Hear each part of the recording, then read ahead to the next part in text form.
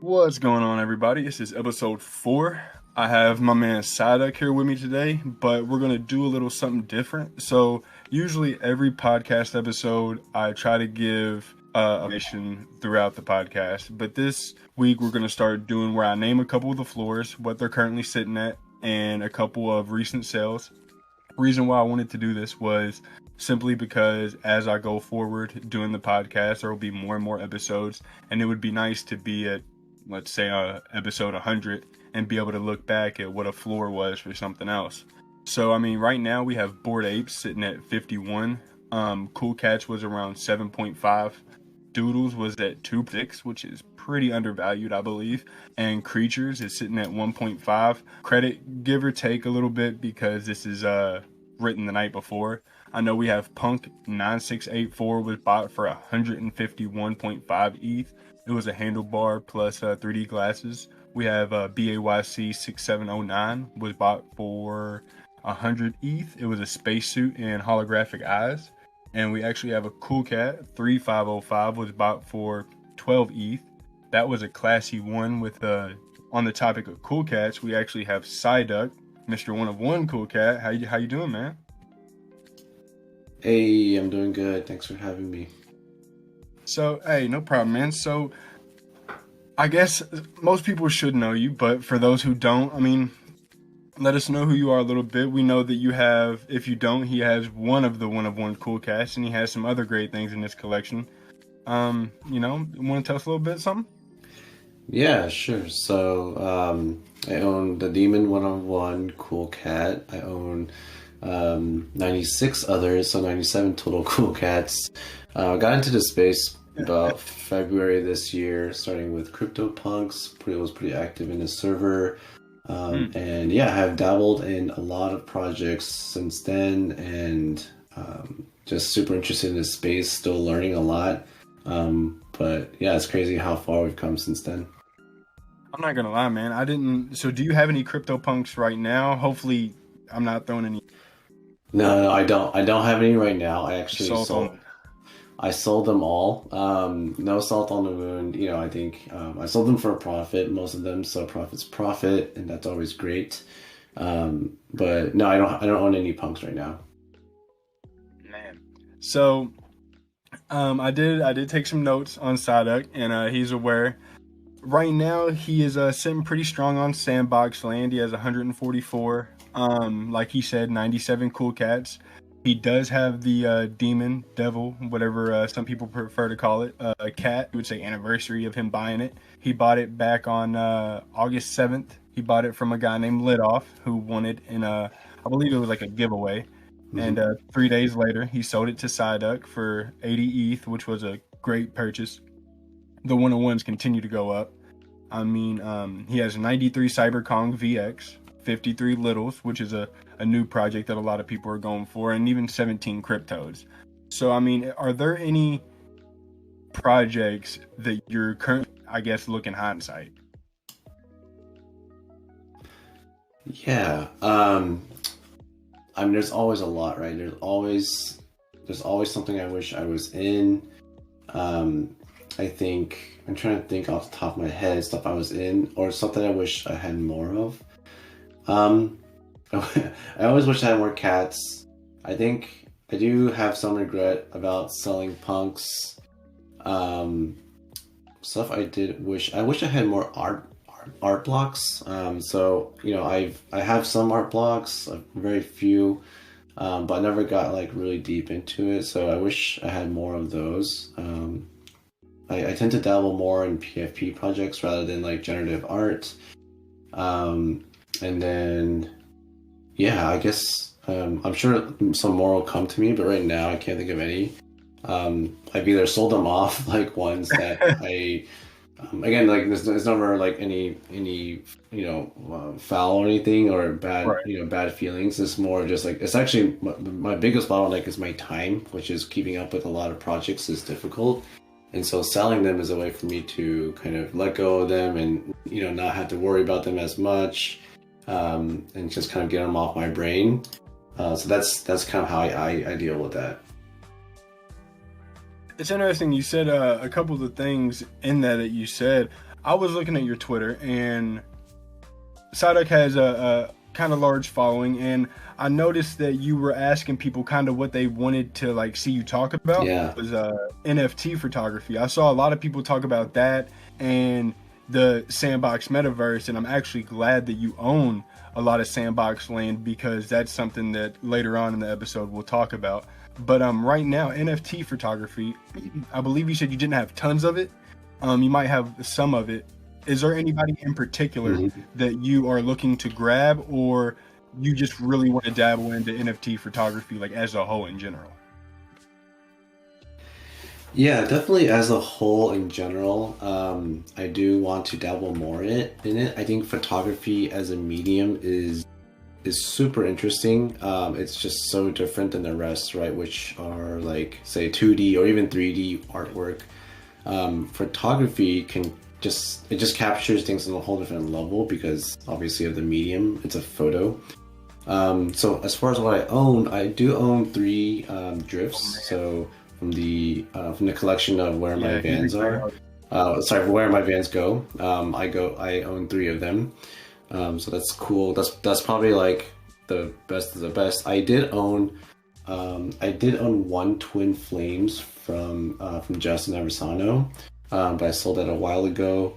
I own a Declan. Actually, I think I own a few of the. I forgot what the project name is, but the artist is Declan, or the photographer. That's his name. I also own. I feel like I should own more, but again, so many projects that it's not coming to the top of my head. I've been looking at Dave Krugman of ones I want to acquire that I don't own today. I've also been looking at what's her name? I think Kath Samard. I really like her work as well, and I don't own any. So there's a bunch, and I think. I think just as a medium, photography is still relatively untapped. I think there's a lot to be discovered there, and I think it's like a growing space. I mean, I think one of ones in general too is something that I haven't dabbled too much in myself. Like I said, I mostly dabble in like PFP projects that have like thousands in the project. I don't really dabble too much in one of ones. I do own some, but not a lot. No, that's why I like having people of like yourself on here, because some of the photography people that you named, I honestly have never heard of. So being able to, know who these people are, anybody listening in, being able to hear these names and being able to go check them out. Like he said, Drift, I think him on Twitter is Drifter Shoots, Twin Flames. There's a lot of photography. I mean, and it don't even necessarily have to be some of these huge name people. There's people that really, who are small, just now getting their names out here. So I do highly suggest checking out photography. Great medium. Other than profile pictures and photography, what else would you say is out there? I guess you would say like gaming, like gamifying NFTs. Yep. Yeah, like full on gaming, right? Like there's, and I don't mean like play to earn games that are hot as of late, but I mean like Sandbox as an example, like not just the land either, but the items or the avatars, there's other games like Ember's Sword that are still early in development.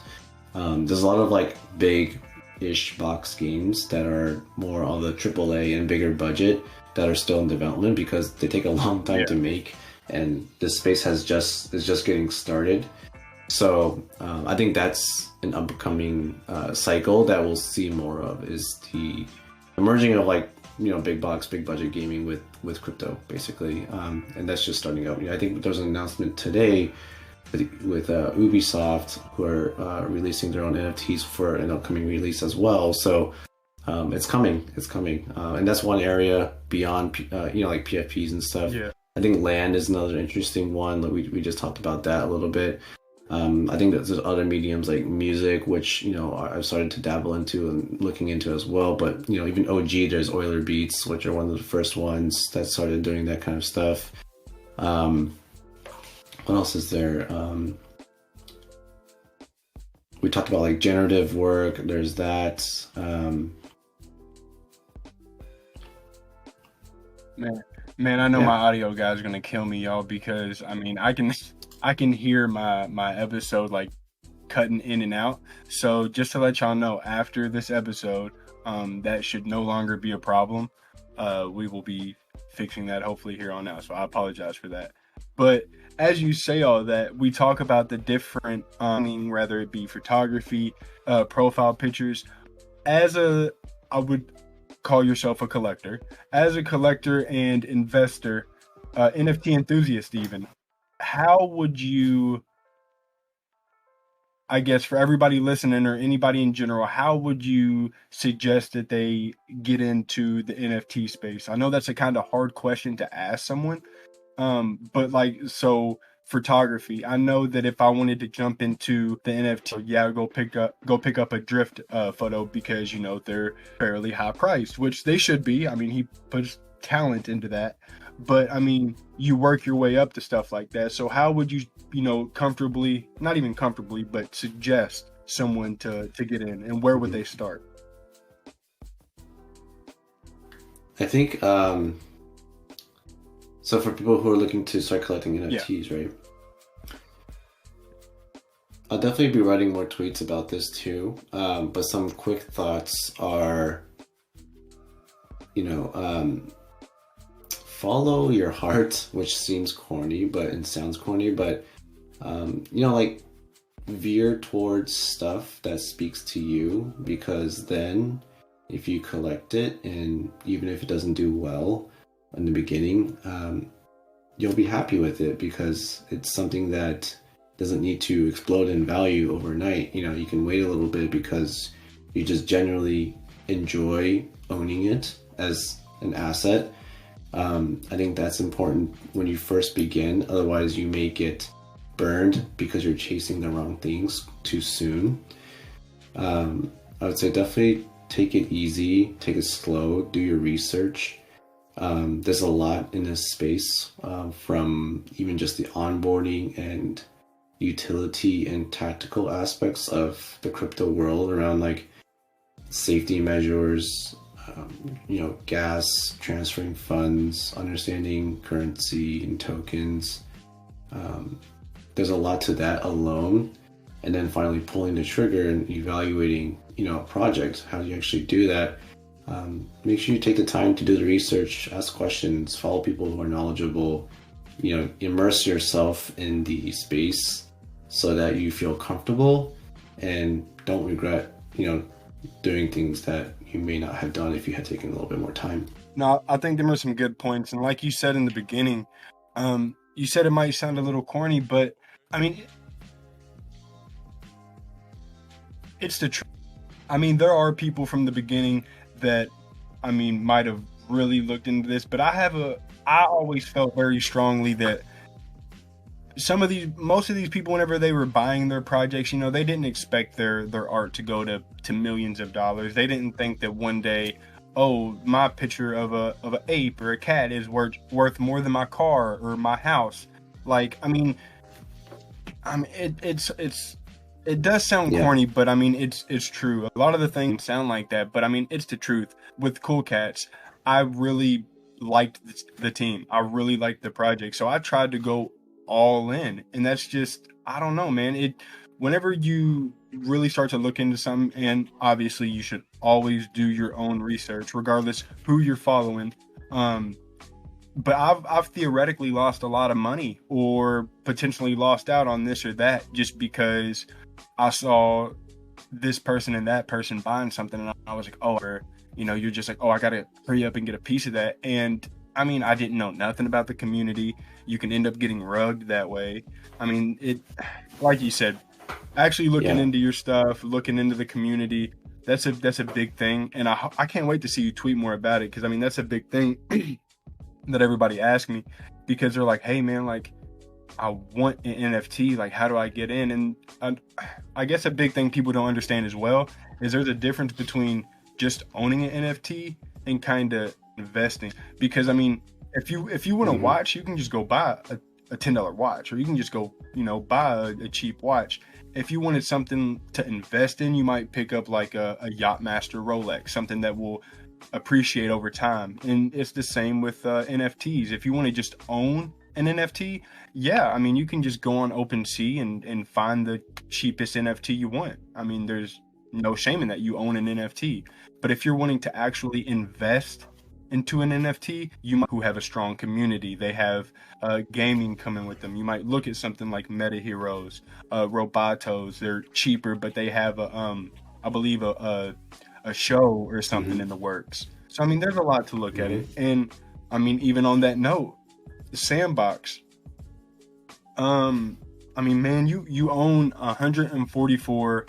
I guess they would be called plots of land in Sandbox. Yep. Okay, so me personally, I was late to the party. I think Sandbox and Decentraland are great things. A lot of eyes to it as well, which is, you know, great for everybody.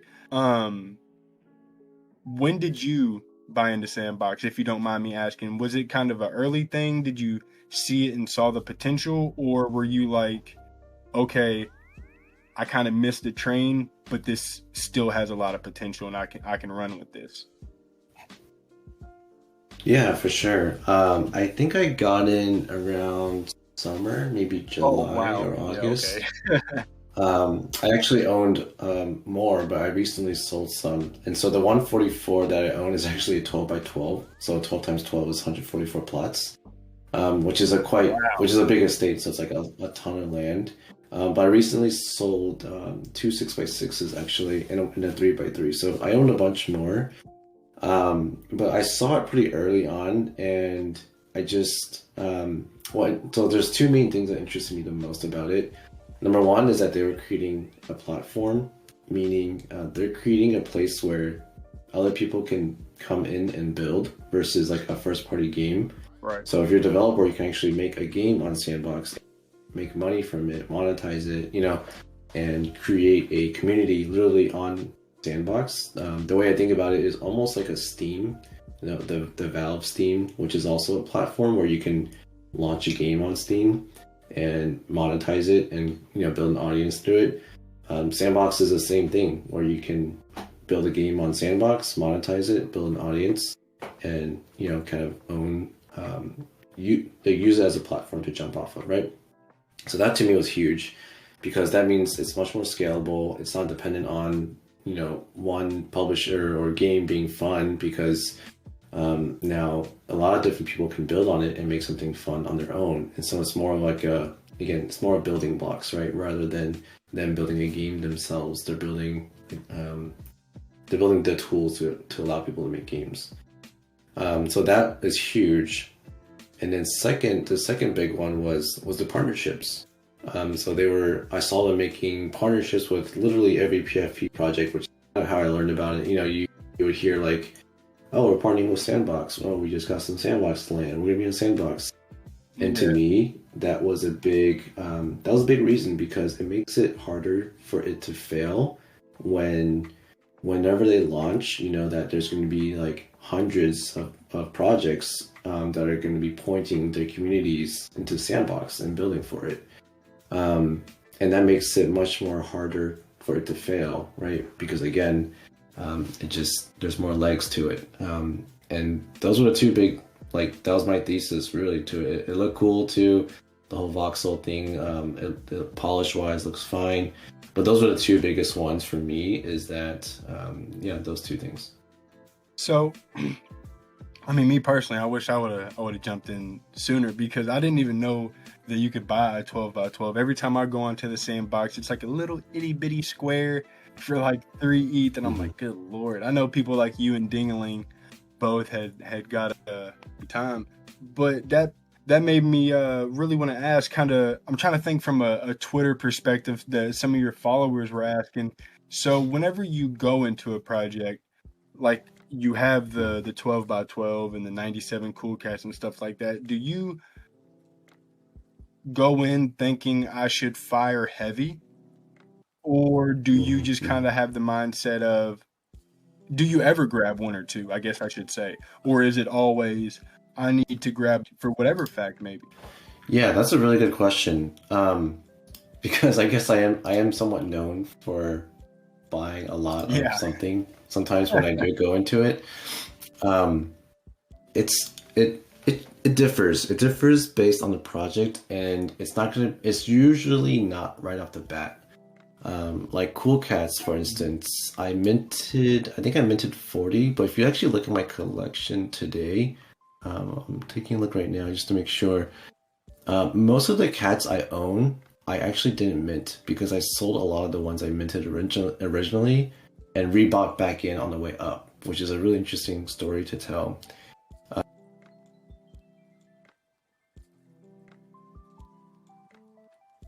I think, I don't know, 20 or so or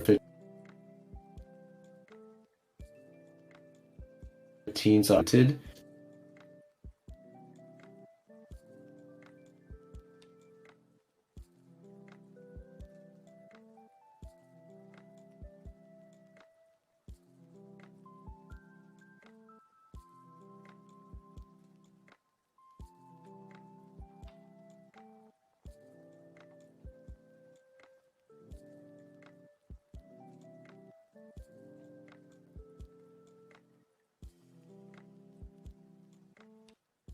And the rest I do what I think the outcome could be, or reward could be. So for instance, if the cost is really low, like I'll just make this up, but if the cost is like 0.02 ETH or something, right?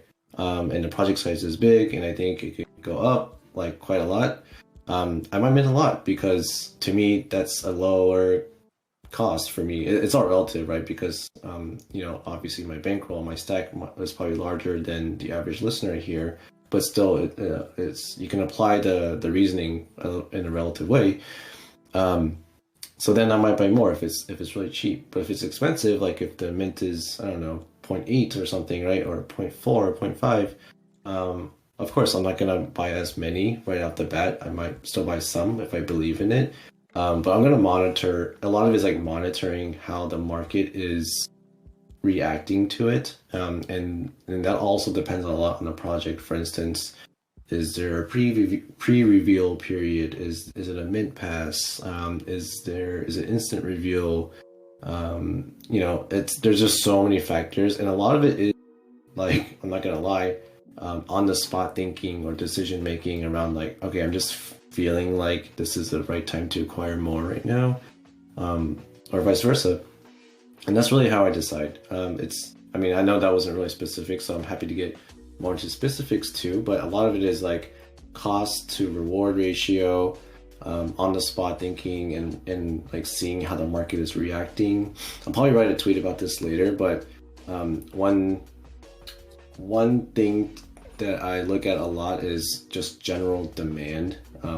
This sounds simple and I'm sure everyone knows about this, but supply and demand. So the reason prices go up is because more people want it than more people are trying to sell it for.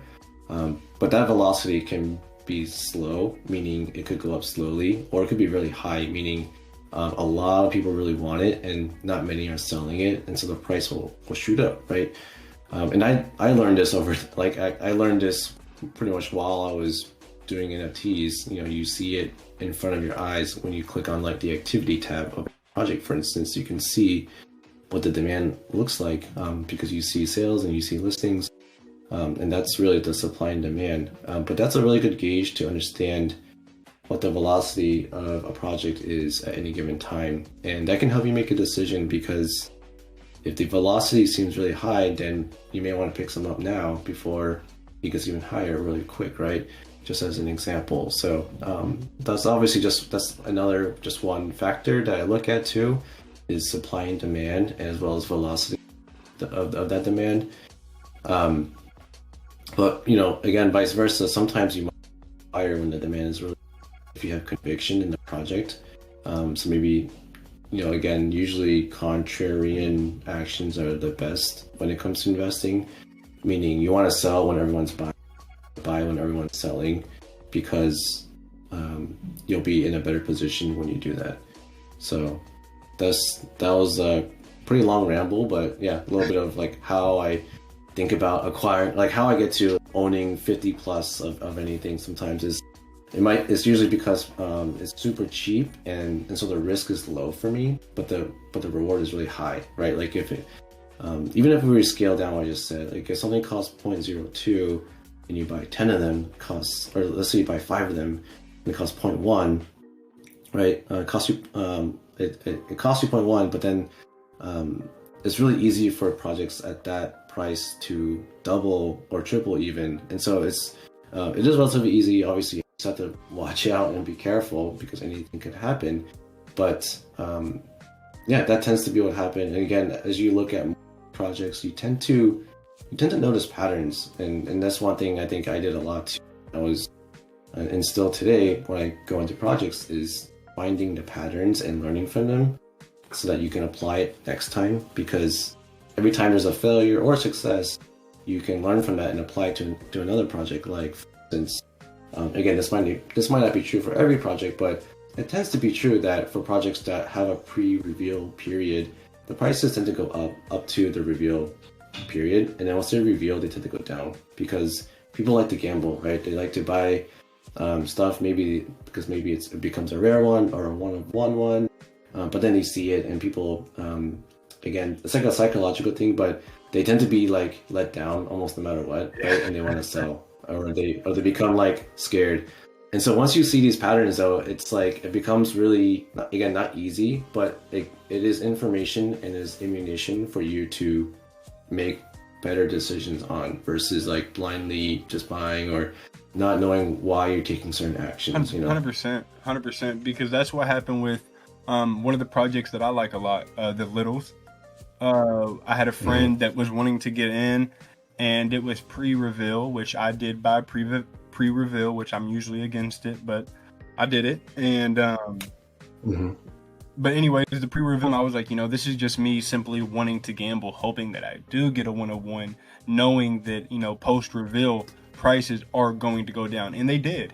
But that's like you said, everybody wants to do that gamble. It's like a scratch-off ticket. You might win the big money, you might not. When it comes to minting, like with Cool Cats, there was 9 different chances. Well, not all 9 were in the mint, but there were a couple chances to mint a legendary cat. And it's funny that you said the supply and demand and the looking at the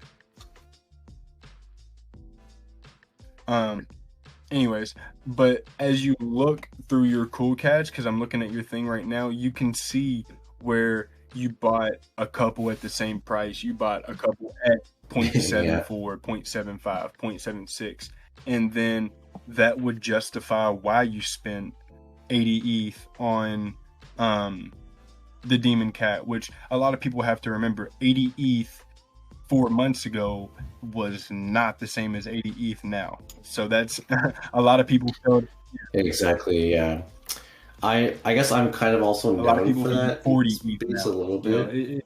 It's still a lot, but I mean, yeah. But it like I buy at a lot of all-time highs, and that is like its own. That could be its own topic too. It's a lot higher risk, obviously, because you're literally like the highest last sale, right? Is like that's terrifying to think about.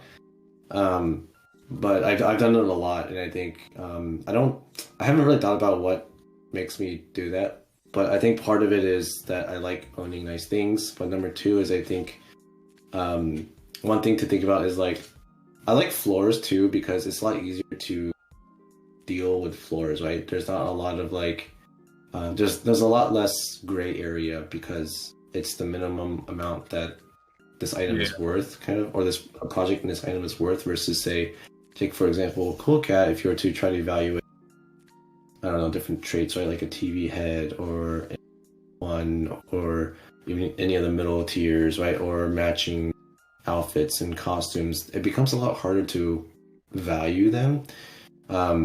And it becomes a lot more tricky, right? Because it tends to be about finding the right buyer or this or that.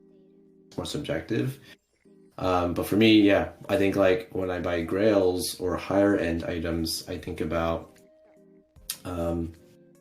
it's the same thing. It comes down to multiples, right? Like, okay, this is I think at the time the Demon Cat, I don't remember actually. I want to say it was maybe 40 or 50 times the floor, whatever the floor was, when I bought the Demon Cat. So maybe the floor was like, it was 40 times. Maybe like two, maybe the floor was like 2 or 3, and I bought it for 80, right? So it was like 40 times floor, 40 times the floor. And so there's that kind of thinking is like how many multiples against the floor.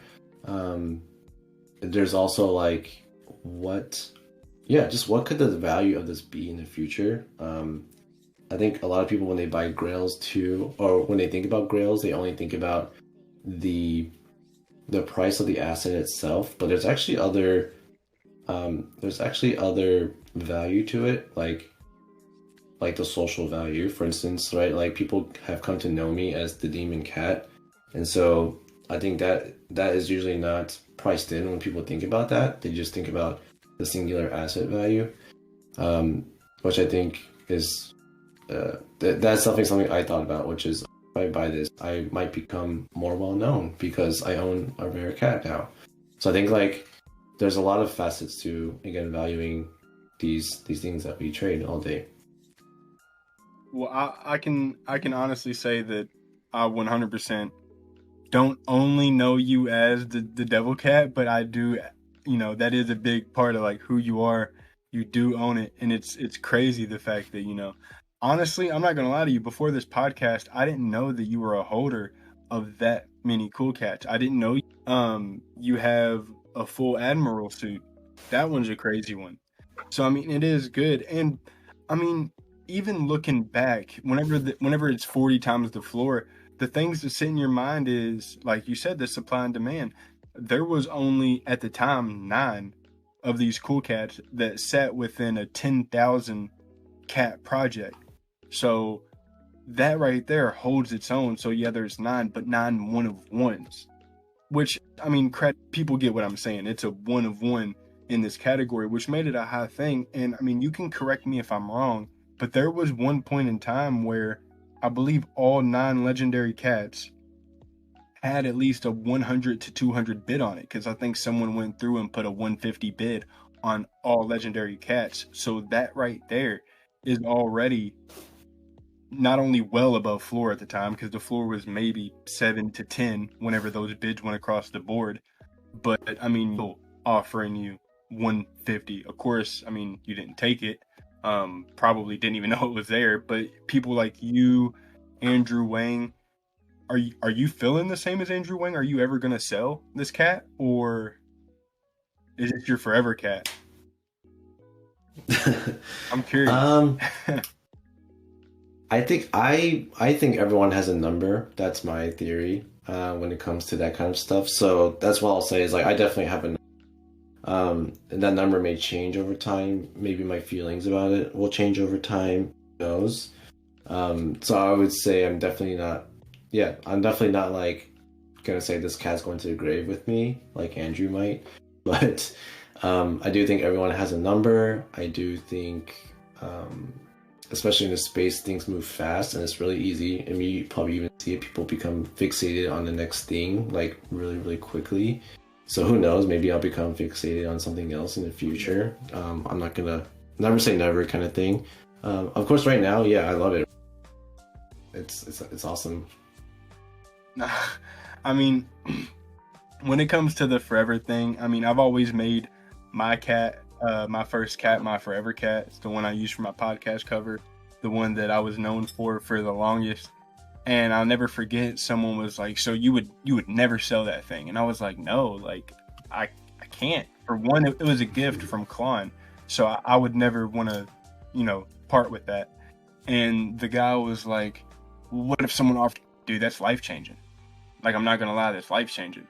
I would, but Yeah, sometimes right. you think it's like, do you do it or do you not? Luckily for me, I was in the position to where I would, I guess I could say I was more knowledgeable than the next person about NFTs, so I felt very, very bullish, which I still do.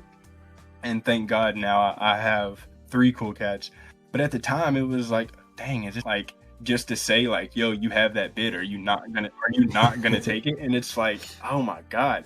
But no, it is crazy, just the fact that, I mean, these are life changing. They go for a bunch, but I'm excited for it all. The milk, everybody's been on the win milk. We got Mm-hmm. so much stuff coming up. One crazy thing I did want to talk about, because I try to throw in I guess you could say a random fact or something going on in the NFT community or NFT world before we wrap it up for today. Most people, if you're on the internet, you know what Wikipedia is. They launched back on January 15th, 2001, and like the first thing they ever typed on there was like "Hello World," like a basic command or whatever. Um, Wikipedia is like one of the top 10 most visited websites, and according to Christie's, they're making this NFT, and they estimate it to sell between 100 to 150,000. What this NFT is going to be is, I guess, page for Wikipedia. It will be the Hello World page. It's the first ever one they ever put up back in '01.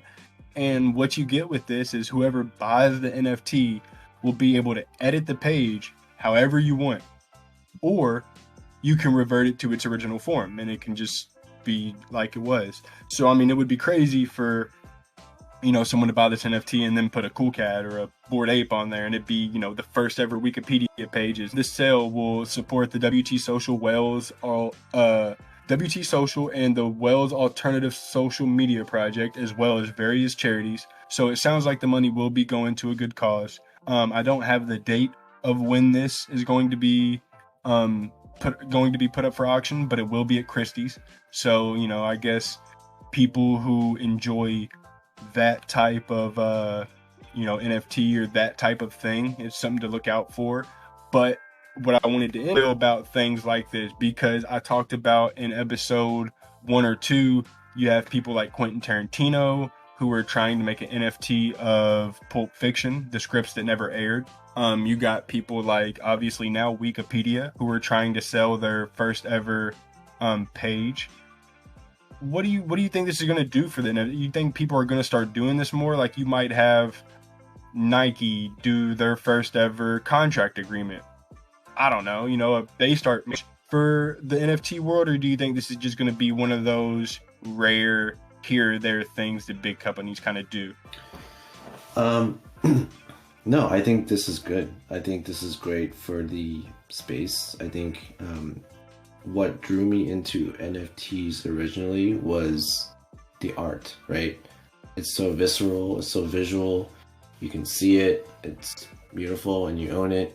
You can trade it, it's authentic, it's yours, it'll never be replicated, on the blockchain ever again.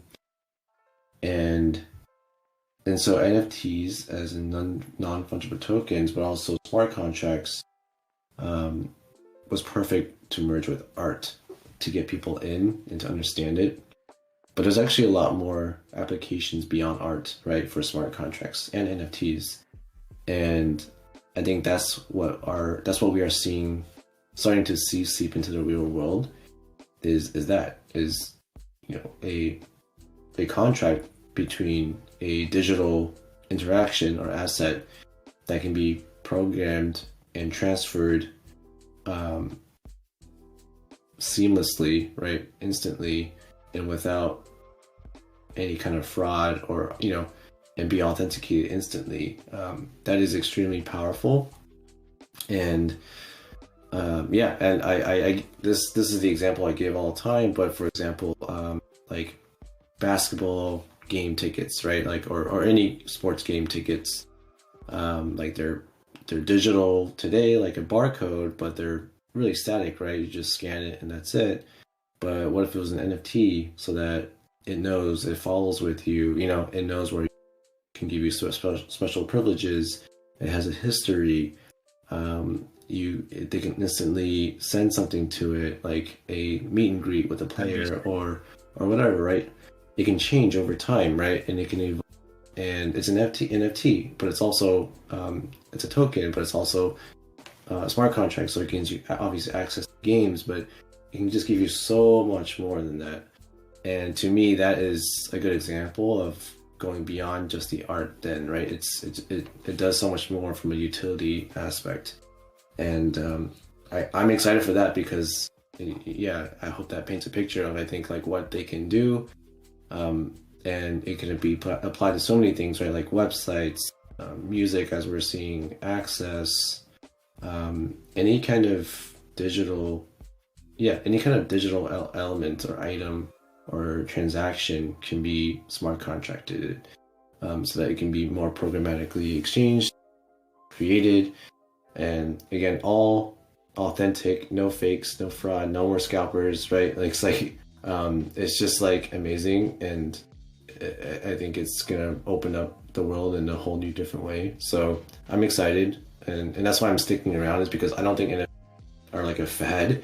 I think we all got in mostly because of as the entry point, because again, it was so visceral, so cool, and like just to see these things, but really it's just the tip of the iceberg. Man, I'm not gonna lie, Sada, you have some great points, man, and that's why I like having people like you on here because I mean, like I told the dude who helps me with these podcasts, it in every way. I mean, having people on here, whether they have 10 followers or they have thousands of followers or whoever it is, getting input from all sides and just hearing what everyone has, investor, an enthusiast, really in a lot of these big, what people consider blue chip projects.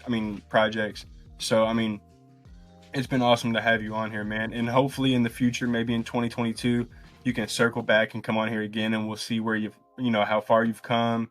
Hopefully we got some milk. Cool cats have done some crazy things, and maybe you got some more 101s or some photography. I'm sure we will. I'm sure we'll be basking in the milk, right? Swimming in it. Man, I've been ready for that. That's what I've been banking everything on. I sold all my ENS. I sold a doodle, and I sold some other stuff, and I still had to put it with my ETH, and I bought my third and final cool cat. But that's because I'm so bullish. I love the community. I love Klon, Elu, Tom, Link, great team. Love what they're doing over there. Big shout out to them. But that's all I wanted to say today. I really thank you. Super intelligent, so it was awesome to hear everything you had to say.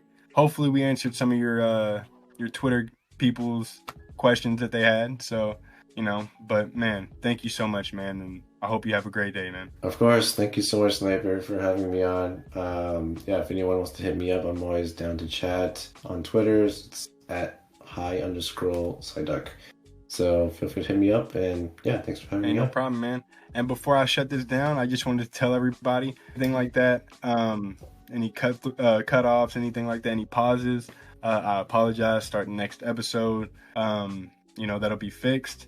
It'll probably be a little bit before this is aired, but the big news would be that the next person on here will be Keith Grossman, which is the president for Time. That'll be a big episode, so I'll try to fix everything before that episode starts, and y'all won't hear any cut-throughs for that. But I hope everyone has a great day, and thank you for listening in. See you guys.